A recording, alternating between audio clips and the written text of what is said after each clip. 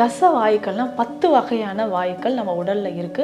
ஒவ்வொரு வாயுக்களுமே குறிப்பிட்ட வயதில் அந்தந்த வேலைகளை கரெக்டா செய்யறது. நம்மளுடைய மூச்சு வாங்குறதுல இருந்து, கண் பார்வையில இருந்து, எலும்புகளோட வளர்ச்சி வரைக்கும், உயிர் பிரியும் தருவாயில கூட நமக்கு இந்த தச வாயுக்களோட பணிகள் மகத்தானதா செய்யுதுன்னு சொல்லலாம். இப்போ சிறுநீரக செயலிழப்பு இருக்குன்னா கிரியேட்டின் லெவல் அதிகமாகிறதோ இல்ல யூரிக் ஆசிட் லெவல் அதிகமாகிறதோ நம்ம பாடியில பார்க்குறோம். யூரிக் ஆசிட் லெவல் அதிகமாச்சுன்னா ஆட்டோமேட்டிக்கா நம்ம என்ன சொல்றோம், கவுட் ஆர்த்ரைட்டிஸ் அப்படின்னு சொல்றோம். இதுவுமே வாத நோய்கள்ல தான் வருது. வாத நோயாளிகளுக்கு ஃபர்ஸ்ட் சொல்றது என்னன்னா, புளியை அவாய்ட் பண்ணிக்கோங்க. ஐயோ புளி எப்படி நான் அவாய்ட் பண்றது, எல்லாத்துலயும் புளி சேர்த்து தானே சாப்பிட்றேன், எனக்கு காரக்குழம்புனா ரொம்ப பிடிக்கும், புளிக்குழம்பு, வத்த குழம்பு, சாம்பார்ல கூட புளி தானே சேர்க்கிறோம், புளி சேர்க்காம இருக்கவே முடியாதுன்ட்டு தான் நிறைய பேர் சொல்றீங்க. ஆனா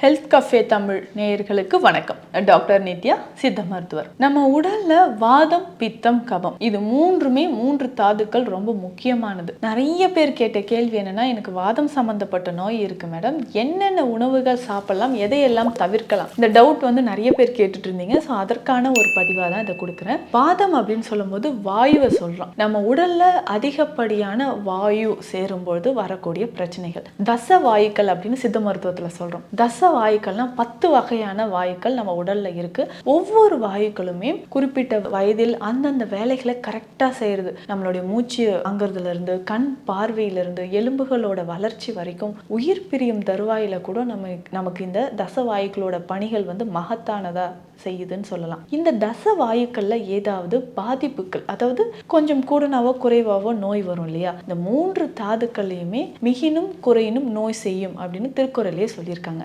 அதே மாதிரி தான் இந்த 10 வகையான தச வாயுக்கள்லையும் அதிகமானாலோ குறைந்தாலோ நமக்கு நோய் வருது. இப்போ இந்த வாதம் இருக்குன்னா என்னென்ன அறிகுறிகள் நமக்கு இருக்கும், அப்பதானே நம்ம எந்த மாதிரியான உணவு எடுக்கலாம்ன்றது நமக்கு தெரியும். வாதம்னா எலும்பு சம்பந்தப்பட்ட நோய்கள் அப்படின்னு சொல்றோம். அது மட்டும் இல்ல, இன்னைக்கு டைஜஷன் ரிலேட்டடா, அதாவது செரியாமை தொடர்பான பிரச்சனைகள், செரியாமை பிரச்சனை நிறைய பேருக்கு இருக்கு, எலும்புகள்ல ஏற்படக்கூடிய பிரச்சனைகள் இருக்கு, அதுக்கப்புறம் நர்வ்ஸ்ல வரக்கூடிய பிரச்சனை. இப்போ எலும்புகள் தொடர்பான பிரச்சனைகள் அப்படின்னு சொன்னா நம்ம என்ன சொல்றோம்னா, அழல் கீழ்வாயு, நரித்தலை வாதம், இந்த மாதிரியான பிரச்சனைகள் சொல்றோம். இது ஆர்த்தோ ரிலேட்டடா வரக்கூடிய ஆஸ்டியோ ஆர்த்ரைட்டிஸ் கம்ப்ளைண்ட்ஸ் நம்ம சொல்றோம். அதுக்கப்புறம் பார்த்தோம்னா நரம்புகளை பற்றி வரக்கூடிய வாத நோய் அப்படின்னா நடுக்கு வாதம் அப்படின்னு சொல்றோம். பார்க்கின்சன் டிசீஸ், இது எல்லாமே வாதத்துல வரக்கூடியது தான். அதுக்கப்புறம் நரம்புகளை பற்றி வரக்கூடியது அப்படின்னு பார்த்தோம்னா லம்பார் ஸ்பாண்டிலோசிஸ், செர்விக்கல் ஸ்பாண்டிலோசிஸ், இது எல்லாமே சொல்றோம். சகனவாதம், தண்டகவாதம் அப்படின்னு இதற்கெல்லாம் சித்த மருத்துவத்துல பெயர் இருக்கு. அப்போ நரம்புகள் தொடர்பாக வரக்கூடியதும் வாத நோய்கள்ல தான் வருது. அதே மாதிரி ஃபேஷியல் பால்சி, பக்கவாதம் அப்படின்னு சொல்றோம். முகவாதம், ஃபேஷியல் பால்சி அப்படின்னா முகவாதம் அப்படின்னு சொல்றோம். இதெல்லாம் ஒரு பக்கம் இருக்கட்டும், சிறுநீரகம் செயலிழப்பினால் வரக்கூடிய சில பிரச்சனைகளும் வாத நோய்கள்ல நம்ம சித்த மருத்துவத்துல சொல்றோம். இப்போ சிறுநீரக செயலிழப்பு இருக்குன்னா கிரியேட்டின் லெவல் அதிகமாகிறதோ இல்ல யூரிக் ஆசிட் லெவல் அதிகமாகிறதோ நம்ம பாடியில பார்க்குறோம். யூரிக் ஆசிட் லெவல் அதிகமாச்சுன்னா ஆட்டோமேட்டிக்கா நம்ம என்ன சொல்றோம், கவுட் ஆர்த்ரைட்டிஸ் அப்படின்னு சொல்றோம். இதுவுமே வாத நோய்கள்ல தான் வருது. அப்போ அதுக்கப்புறம் பார்த்தோம்னா ரொமட்டாய்டு ஆர்த்ரைட்டிஸ் அப்படின்னு சொல்றோம். இது சரவாங்கி இல்லைன்னா முடக்கு வாதம் அப்படின்னு சொல்றோம். ரத்தத்துல பார்த்தோம்னா நம்ம ஆரிய ஃபேக்டர், ரொமட்டாய்டு ஆர்த்ரைட்டிஸ் ஃபேக்டர் எடுத்து பார்க்குறோம், சிஆர்பி, இது எல்லாமே ஏசோ டைட்டர் பார்க்குறோம். இந்த டெஸ்ட் எல்லாமே பார்க்கும்போது அதிகரித்து இருந்துச்சுன்னா நமக்கு இந்த முடக்குவாதம் பிரச்சனை வருது. அப்போ பொதுவாக நம்ம உடல் முழுவதுமே இந்த வாதம் அப்படின்றது வியாபித்து இருக்கு. வாதத்தோட இருப்பிடம் இடுப்புக்கு கீழே 2 கால்கள் அப்படின்னாலும் நம்ம உடல் முழுவதும் இந்த தச வாயுக்கள் வியாபிச்சு இருக்கிறதுனால இதனால வரக்கூடிய நோய்களும் நிறைய இருக்கு. இப்போ இந்தந்த நோய்கள்ல இருக்கக்கூடியவங்க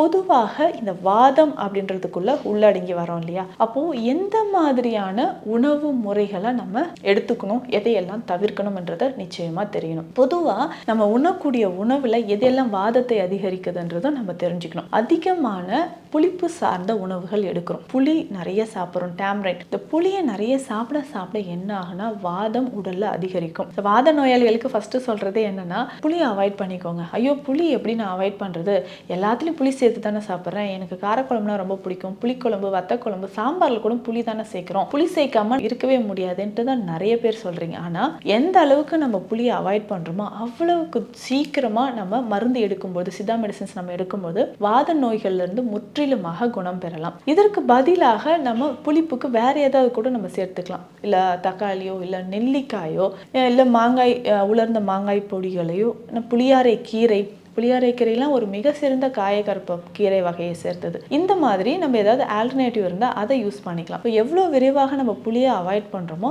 அந்த அளவுக்கு நமக்கு நல்லது. இதுலேயே கொடம்புளி அப்படின்ற ஒரு வகை இருக்கு, கார்சினியா கம்பூஜியா அப்படின்னு சொல்லுவோம். கார்சினியா இதில் இருக்கக்கூடிய ஆல்கலைட்ஸ் பார்த்தோன்னா நம்ம பாடியில் இருக்கக்கூடிய நிறைய சத்துக்கள், அதாவது முக்கியமாக என்சைம்ஸை வந்து என்ஹான்ஸ் பண்ணுறதுக்கு, பாடியோட வெயிட் லாஸ்க்கு ரொம்ப ரொம்ப முக்கியம்.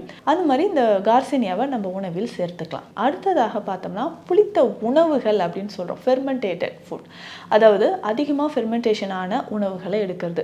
இப்போது உதாரணத்துக்கு சொல்லணும்னா, இப்போது இட்லி தோசை மாவை நம்ம பயன்படுத்துகிறோம்னா ரொம்ப புளித்த மாவுகளை ஒரு வாரத்துக்கு வரைக்கும் நம்ம வச்சு யூஸ் பண்ணுறோம், இல்லை ஃப்ரிட்ஜில் வச்சு திரும்ப திரும்ப யூஸ் பண்ணுறோன்னா என்ன ஆகும்? ஸோ அதிகமான புளிப்புனால நமக்கு சாப்பிட்ட உடனே வயிற்று பகுதியில் அதிகமான வாயு சேர ஆரம்பிச்சிடுது. இதனால் நம்ம உடலில் வாதம் அதிகரிக்க ஆரம்பிக்குது. அதனால ஒரு உணவு நம்ம செய்கிறோம் அப்படின்னா அதிகமான புளிப்பு இல்லாமல் நம்ம பார்த்துக்கணும். ஸோ தொடர்ந்து அப்பப்போ ஃப்ரெஷ்ஷாக வந்து நம்ம சாப்பிட்றது ரொம்ப நல்லது. இதற்கு அடுத்து எந்த செயல்பாடுனா நமக்கு உடலில் வாதம் அதிகரிக்கும் அப்படின்னு பார்த்தோம்னா குளிர்ந்த உணவுகளை நிறைய சாப்பிட்றது, அதாவது குளிர்ச்சியான உணவுகள், ஐஸ்கிரீம் நிறைய சாப்பிட்றோம், இல்லை ஃப்ரிட்ஜிலேருந்து எடுத்து ஏதாவது ஒரு உணவை சில்லுன்னு சாப்பிட்றோம், இல்லை ஏசி அறைகள்லேயே ரொம்ப நேரம் இருக்கிறது, இது எல்லாமே வாதத்தை அதிகப்படுத்தும். அதே மாதிரி கான்ஸ்டிபேஷன் இருக்குது, மலச்சிக்கல் தொந்தரவுகள் இருக்குனாலும் நம்ம உடலில் வாதம் அதிகரிச்சுக்கிட்டே இருக்கும். ஸோ இந்த மாதிரி உணவு வகைகளை தவிர்க்கணும். முக்கியமாக கிழங்கு வகைகள். கிழங்கு வகைகள் அப்படின்னு சொல்லும்போது இன்னைக்கு நம்ம கிழங்கு வகைகள் தான் நம்ம எல்லாருக்குமே பிடிச்ச ஒரு முக்கியமான ஒரு ஃபுட்டுன்னு சொல்லலாம். அந்த கிழங்கு வகைகளை நல்லா மசாலா போட்டு எண்ணெயில் நல்லா டீப் ஃப்ரை பண்ணி சாப்பிட்றது நம்ம வழக்கத்தில் இருக்குது. எந்த அளவுக்கு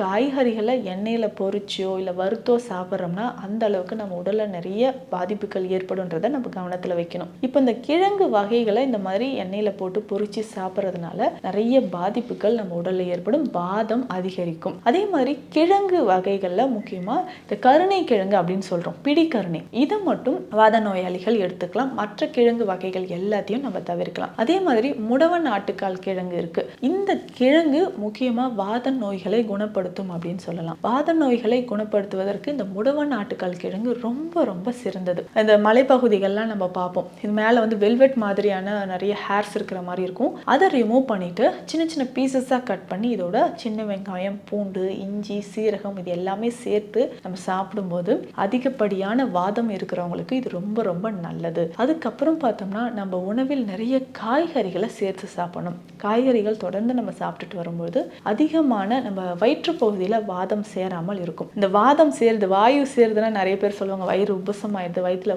குத்தல் இருக்கு, நெஞ்சு பகுதியில் ஒரு குத்தல், முதுகுலலாம் வந்து குத்துற வலி மாதிரி இருக்கு அப்படின்னு சொல்லுவாங்க. இந்த கண்டிஷன் இருக்கிறவங்களுக்கு இந்த வாதம் குறையணும் அப்படின்னா நிறைய காய்கறிகளை உணவில் சேர்த்து சாப்பிடணும். அதே மாதிரி விரேஷனத்தால் வாதம் தாழும் அப்படின்னு சித்த மருத்துவத்தில் சொல்லுவாங்க. விரேஷனம்னா பேதி மருந்து. 4 அல்லது 6 மாதத்துக்கு ஒரு முறை பேதி மருந்து நிச்சயமாக எடுக்கணும். அப்படி செய்யும்போது உடலில் இருக்கக்கூடிய அதிகப்படியான வாதம் குறைய ஆரம்பிக்கும். அதே மாதிரி வாரம் 2 அல்லது 1 நாட்கள் நம்ம எண்ணெய் குளியல் எடுத்தாலும் வாதம் குறையும். ஸோ இந்த மாதிரி வாதம் தொடர்பான பிரச்சனைகள் 80 வகையான வாத நோய்களை நம்ம சித்த மருத்துவத்தில் சொல்லியிருக்காங்க. 80 வகையான வாத நோய்களுக்கு ஏற்ற மாதிரியான உணவு முறைகளும் மருந்துகளும் சித்த மருத்துவத்தில் இருக்கு. ஒவ்வொரு நோய்க்கு ஏற்ற மாதிரியும் நம்ம சித்த மருந்துகள் எடுத்தோம்னா வாத நோய்களில் இருந்து முற்றிலும் குணம் பெறலாம். இந்த பதிவு நீங்க கேட்ட கேள்விகள் அனைத்துக்கும் பதில் தரக்கூடியதாக இருந்திருக்கும் நம்புறேன். மீண்டும் அடுத்த பதிவில் சந்திக்கலாம்.